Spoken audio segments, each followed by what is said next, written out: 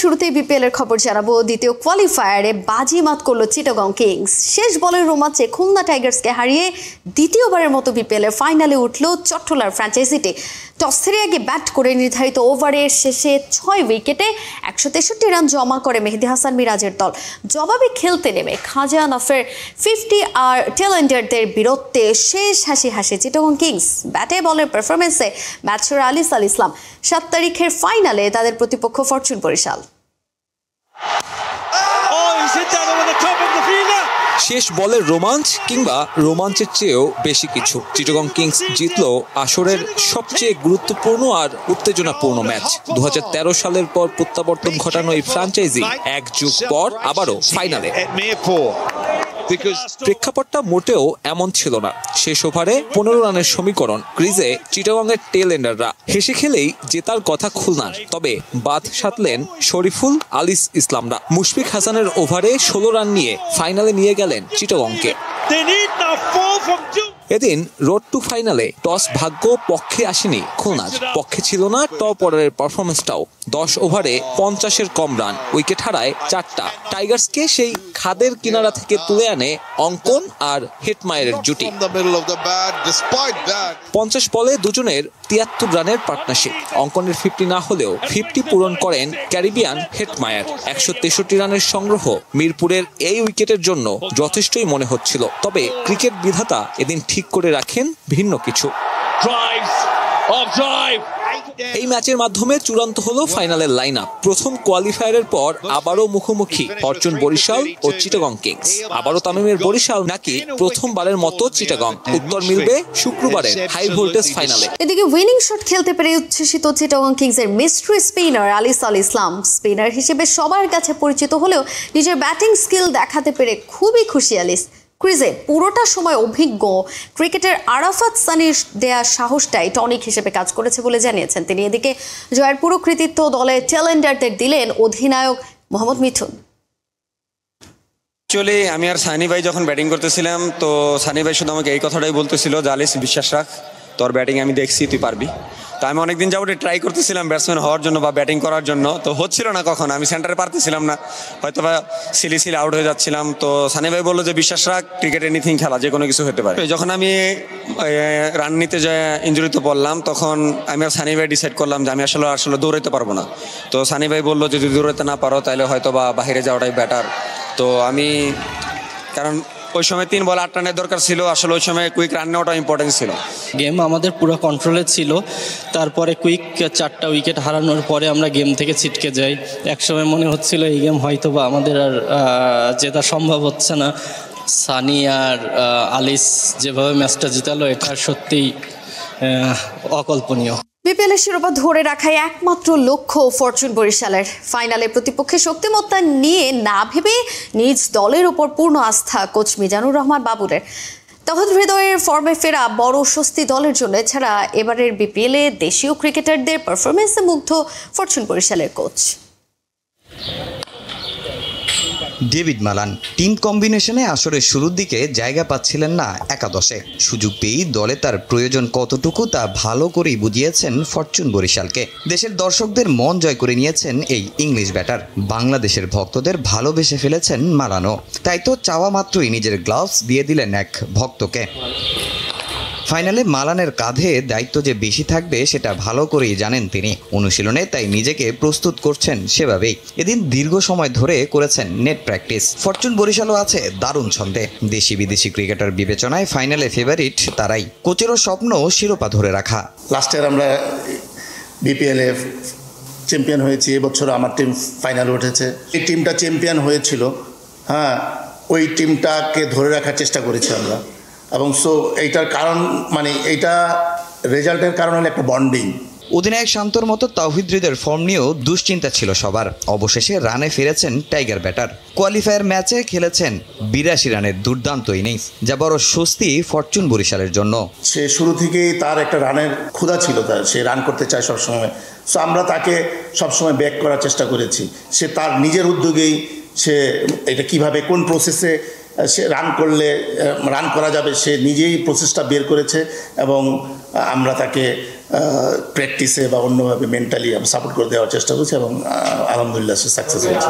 এবারের বিপিএলে সর্বোচ্চ রান সংগ্রাহকের তালিকায় সবার উপরে নাইম শেখ। এছাড়া রান সংগ্রাহকদের তালিকায় সেরা 4-এ বাংলাদেশি ব্যাটার। বোলিং তালিকায় তাসকিনও আছেন সবার উপরে, যা দেখে মুগ্ধ বরিশাল কোচ। দেশীয় প্লেয়ারদের খেলার মান বেড়েছে। যদি বলেন Naim Sheikh top of the টেবিলে আছে অ্যাজ এ ব্যাটার, এরকম প্রত্যেকটা বোলিং এবং ব্যাটিং আমাদের দেশিদেরই 90% আমি বলবো যে এখানে আছে। সো অন্য সময় দেখা গিয়েছে যে টপ ব্যাটসম্যানগুলা অন্য ফরেনাররা খেলতো, বোলিং সেই জায়গাগুলো তারা করতো, কিন্তু এই বছর যে ফ্র্যাঞ্চাইজিগুলো দেখা গিয়েছে যে তাদের আমাদের দেশি প্লেয়ারদের উপরে বিশ্বাস রেখেছে এবং তারা সেই বিশ্বাসের মর্যাদা দিয়েছে। শুক্রবার বিপিএলের ফাইনাল খেলবে ফরচুন বরিশাল। আরও একটা বিপিএল ফাইনাল, আরও একবার আলোচনায় তাওহিদ হৃদয়। এরিয়ে টানা চতুর্থ বিপিএলে ফাইনালে অংশ হতে যাচ্ছেন এই টপ অর্ডার ব্যাটার। যদিও এখন পর্যন্ত ট্রফি ছুঁয়ে দেখা হয়নি তার। টানা 3 ফাইনাল হারের দুঃখ এবার কি ঘোচাতে পারবেন হৃদয়, নাকি ফরচুন বরিশাল, সিলেট স্ট্রাইকার্স এবং কুমিল্লা ভিক্টোরিয়ান্সের পর আরও একবার তার কপাল পড়বে বরিশালের হয়ে? কুফা বা অপয়া শব্দ দুটো আজকাল ক্রিকেট মাঠে হরহামেশাই ব্যবহার হয়, আর বিপিএল এলে এই শব্দটা যে ক্রিকেটার সবচেয়ে বেশি শোনেন তার নাম তাওহিদ হৃদয়। কি অবাক হচ্ছেন? তরুণ এই বিধ্বংসী ব্যাটারকে পেয়ে যেখানে যে কোনো ফ্র্যাঞ্চাইজি খুশিতে ডগমগো, সেখানে তাকে নিয়ে এই উদ্ভট আলোচনা কেন? কারণ বিপিএল ফাইনাল আর তাওহিদ হৃদয়ের সখ্যতাটা বেশ পুরানো। গত 3 আসরেই ফাইনাল খেলেছেন হৃদয়, সেটা ভিন্ন ভিন্ন ফ্র্যাঞ্চাইজির হয়ে। প্রতিটি আসরেই কোয়ালিফায়ারে তার উইলোবাজিতে ভর করে ফাইনালের টিকিট নিশ্চিত করেছিল ফ্র্যাঞ্চাইজি, কিন্তু ফাইনাল ম্যাচে বরাবরই পারফর্ম করতে ব্যর্থ টাইগার ক্রিকেটার। ফলাফল গত 3 আসর থেকেই রানার আপ হয়ে সন্তুষ্ট থাকতে হচ্ছে হৃদয়কে। 2022 সালের ফাইনাল ছিল কুমিল্লা আর বরিশালের মধ্যে। ফরচুনারদের হয়ে শেষ পর্যন্ত 9 রানে অপরাজিত ছিলেন হৃদয়, কিন্তু দলকে জেতাতে পারেননি। বরিশাল হেরেছিল 1 রানে। পরের আসরে আবারও ফাইনালে কুমিল্লা, এবার তাদের প্রতিপক্ষ সিলেট স্ট্রাইকার্স। পুরো আসরে সিলেটের হয়ে দারুণ ছন্দে থাকা হৃদয় ফাইনালে ডাক মারেন। আসর জুড়ে 403 রান করা ক্রিকেটার 0 রানে ফিরে যান শিরোপা নির্ধারণীর ম্যাচে। পরপর 2 বার কুমিল্লার কাছে শিরোপা খুইয়ে 2024-এ কুমিল্লা ভিক্টোরিয়ান্সেই যোগ দেন হৃদয়। আশা ছিল এবার হয়তো জিতে যাবেন ট্রফিটা, কিন্তু কপাল মন্দ কুমিল্লার। কোয়ালিফায়ারে 64 রান করা হৃদয় ফাইনাল ম্যাচে বরিশালের বিপক্ষে করেন মোটে 15 রান। শিরোপা যায় বরিশালের ঘরে। যে দলের হয়ে নিজের প্রথম ফাইনালটা খেলেছিলেন তাওহিদ হৃদয়, এবার ফিরেছেন সেই ডেরায়, ফরচুন বরিশাল। ইতিমধ্যে তার দল উঠে গেছে ফাইনালে, তাই তো আবারও আলোচনায় হৃদয়। এবারের আসরে এখন পর্যন্ত একই গতিতে এগিয়ে চলছেন তাওহিদ হৃদয়। পুরো আসর জুড়ে নিজের ব্যাটিং পজিশন এবং ফর্ম খুঁজে বেরিয়েছেন তিনি, কিন্তু একেবারে অন্তিম মুহূর্তে যখন দলের প্রয়োজন তখনই কথা বলেছে তার উইলো। প্রথম কোয়ালিফায়ারে তার দৃষ্টিনন্দন 82 রানে ভর করে ফাইনালের টিকিট নিশ্চিত করেছে ফরচুন বরিশাল, আর এরপর থেকেই শুরু হয়ে গেছে সেই পুরানো আলোচনা। পারবেন তো হৃদয় নিজের অপয়া ভাগ্য বদলাতে, নাকি আবারও হারের হতাশাতেই শেষ হবে তার বিপিএল ফাইনাল গল্প? অপেক্ষা সে সময়ের। 19 ফেব্রুয়ারি মাঠে গড়াবে চ্যাম্পিয়ন্স ট্রফি, অথচ এখনো ছন্দে ফিরতে পারেননি অধিনায়ক নাজমুল হোসেন শান্ত। বিপিএলে 5 ম্যাচে সুযোগ পেয়ে করেছেন মাত্র 56 রান। তবে টিম কম্বিনেশনের দোহাই দিয়ে একাদশে তাকে সুযোগ দিচ্ছে না ফরচুন বরিশাল টিম ম্যানেজমেন্ট। ফাইনালেও তার না থাকার সম্ভাবনাই অনেক বেশি। তাই দলের সঙ্গে অনুশীলন না করে জাতীয় দলের সহকারী কোচ ও সালাউদ্দিন সোহেল ইসলামের সঙ্গে মেগা আসরের জন্য নিজেকে প্রস্তুত করছেন অধিনায়ক। সাকিব আল হাসানের পথে কি অনুসরণ করলেন টাইগার অধিনায়ক নাজমুল হোসেন শান্ত? মনে আছে 2019 আইপিএলে হায়দ্রাবাদের হয়ে একাদশে সুযোগ না পেয়ে সাকিব দেশ থেকে উড়িয়ে নিয়ে গিয়েছিলেন কোচ সালাউদ্দিনকে। এরপর বিশ্বকাপে তার পারফরমেন্সের কথা সবারই জানা। খারাপ সময় পার করা টাইগার কাপ্তানও দ্বারস্থ হয়েছেন সেই সালাউদ্দিনের কাছে। শান্তর ভুলগুলো ধরিয়ে দিয়েছেন বিসিবির আরেক কোচ সোহেল ইসলামও। এবারের বিপিএলে থেকেও যেন নেই টাইগার অধিনায়ক নাজমুল হোসেন শান্ত। ফরচুন বরিশালের 13 ম্যাচের মধ্যে খেলার সুযোগ পেয়েছেন মোটে 5 ম্যাচে। ফর্মও কথা বলছে না তার পক্ষে, অথচ নাকের ডগায় আইসিসি চ্যাম্পিয়ন্স ট্রফি। শুক্রবার বিপিএলে বরিশালের ফাইনালে শান্তর একাদশে না থাকার সম্ভাবনা অনেক বেশি, যার যথেষ্ট কারণও আছে। সুযোগ পাওয়া 5 ম্যাচই শান্ত সবাইকে করেছেন হতাশ, রান করেছেন মাত্র 56। শান্তর অফর্মের কথা সবারই জানা, তারপরও কোচ দোহাই দিচ্ছেন টিম কম্বিনেশনের। আগে তো টিম দেখতে হয় যে কোন টিমটা খেললে কার এগেনস্টে খেলবে, কিভাবে খেলবে, সো এই কম্বিনেশনে হয়তো কেউ খেলতে পারছে, কেউ খেলতে পারছে না। দুই ফরম্যাটের খেলা। হ্যাঁ, একটা হলো এটি, হ্যাঁ একটা T20 খেলবে আর একটা 50 ওভার্স খেলবে। যেই টাইপের প্লেয়ার এটা যে কোনো সময় কামব্যাক করবে আশা করি, এবং বাংলাদেশ টিমকে এই সামনে যেই চ্যাম্পিয়ন্স ট্রফি হবে সে অধিনায়কত্ব করবে। ফরম্যাট ভিন্ন হলেও শান্ত টানা ম্যাচ খেলার সুযোগ পেলে লাভ হতো বাংলাদেশের, কেননা চ্যাম্পিয়ন্স ট্রফির আগে এটাই ছিল প্রতিদ্বন্দ্বিতাপূর্ণ ম্যাচ খেলার শেষ সুযোগ। অধিনায়কের ফর্মে ফেরাটা খুব জরুরি, যদিও ফ্র্যাঞ্চাইজি ক্রিকেটে কোনো দলই নিতে চাইবে না এ ধরনের ঝুঁকি। চ্যাম্পিয়ন্স ট্রফির স্কোয়াডে থাকা মুশফিকুর রহিমও খুব একটা ভালো ছন্দে নেই। 8 ইনিংসে করেছেন 168 রান। সেরা ছন্দে ফিরতে সিনিয়র এই ক্রিকেটার এদিন দল আসার আগেই হাজির হন মিরপুরে। দীর্ঘ সময় একা একা করেছেন নেট প্র্যাকটিস। চ্যাম্পিয়ন্স ট্রফির আগে বিপাকে পড়েছে অস্ট্রেলিয়া। ইনজুরির কারণে অনিশ্চিত নিয়মিত অধিনায়ক প্যাট কামিন্স। মেগা ইভেন্টে অজিতের নেতৃত্বের দায়িত্ব দেয়া থেকে নেতৃত্ব দিয়েছেন। ভারত ও শ্রীলঙ্কার বিপক্ষে টেস্টের পাশাপাশি বিগ ব্যাশেও হেসেছে তার ব্যাট। পেতে পারেন চ্যাম্পিয়ন্স ট্রফিতে অধিনায়কত্বের দায়িত্ব।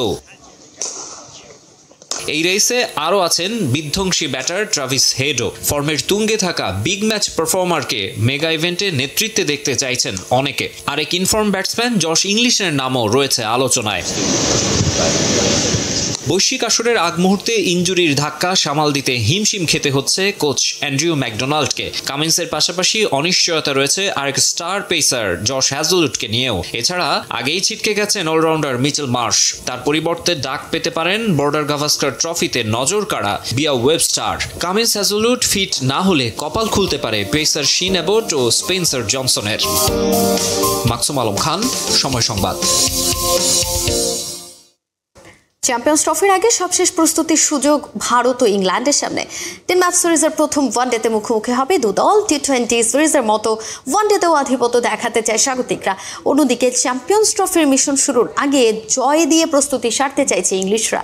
নাগপুরে দুদলের ম্যাচটি মাঠে করবে বাংলাদেশ সময়। ব্রেকিং নিউজ, খেলার খবর। নাগালের বাইরে রাজশাহীর মালিক, হোটেলে আটকা বিদেশি খেলোয়াড়রা। বিপিএল শেষ দুর্বার রাজশাহীর। নিজ দেশে ফেরার বদলে খেলোয়াড়রা ঢাকায় তাদের টিম হোটেলে আটকা পড়েছেন। বকেয়া টাকা বিমানের টিকিট পাননি 5 বিদেশি একজনও।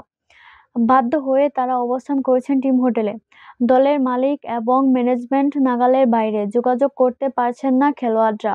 পাকিস্তানের সাবেক অধিনায়ক রশিদ লতিফেরও নজর এড়ায়নি দুর্বার রাজশাহীর পেমেন্ট কাণ্ড।